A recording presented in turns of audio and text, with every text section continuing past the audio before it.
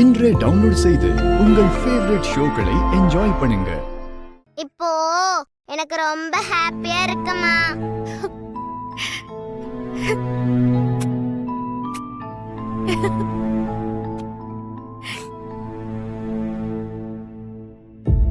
அம்மா, எனக்கு அப்பாவா அம்மாவா கேட்டா எனக்கு அம்மா தான் வேணும்னு சொல்லுவேன். எனக்கு நீ மட்டும் போதுமா, எனக்கு அப்பா வேணாம்.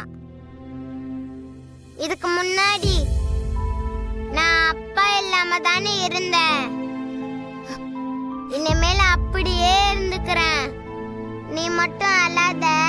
ஆதித்யா, அப்பா நீ நினைக்கிற மாதிரி இல்லடா. அவரு ரொம்ப நல்லவரு. நீ தாண்டா அவரை தப்பா புரிஞ்சிட்டு இருக்க. அப்புறம் எதுக்கு அவரு மித்ரா ஆண்டிக்கு தாலி கட்ட போனாரு? இதெல்லாம் தானே நீ என்கிட்ட பேச வேண்டான்னு நான் சொல்றேன். இங்க பாரு, அம்மா நல்லது தானே சொல்லுவேன், கெட்டதா சொல்லுவேன்? நல்லதுதான் சொல்லுவீங்க. ஆதித்யா, அம்மாவை ரொம்ப பிடிக்கும்னு சொன்னல, அம்மா சொன்னா நீ கேட்கணும் இல்லையா? ஆமா ஆமா, ஆனா அவர் அப்படி பண்ணலாமா? அப்பாக்கு நம்மள பிடிக்கலமா, அதனாலதான் கோயில்ல அந்த ஆன்ட்டி பக்கத்துல உட்காந்துட்டு இருந்தாரு. ஆதித்யா, அப்பாக்கு உன்னை பிடிக்காம இருந்திருந்தா நீ அங்க ஓடி போகும்போது ஆதித்யா ஆதித்யான்னு கூப்பிட்டுக்கிட்டே அப்பா ஏன் உன் பின்னாடியே ஓடி வரணும்? ஏன் வரணும்?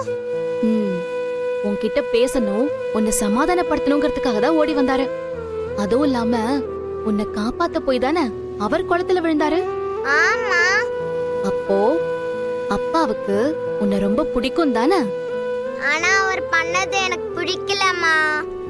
ஆதித்யா, அப்பா அவர் உயிருக்கு மேல உன்னை ரொம்ப நேசிக்கிறாரு. அதனாலதான் அவரு உன் பின்னாடியே ஓடி வந்தாரு. உயிரை பணைய வச்சு உனக்காக தானே இதெல்லாம் பண்ணிருக்காரு. ஆமா. அப்போ அப்பா குட் பாயா பேட் பாயா? எனக்கு தெரியலையே.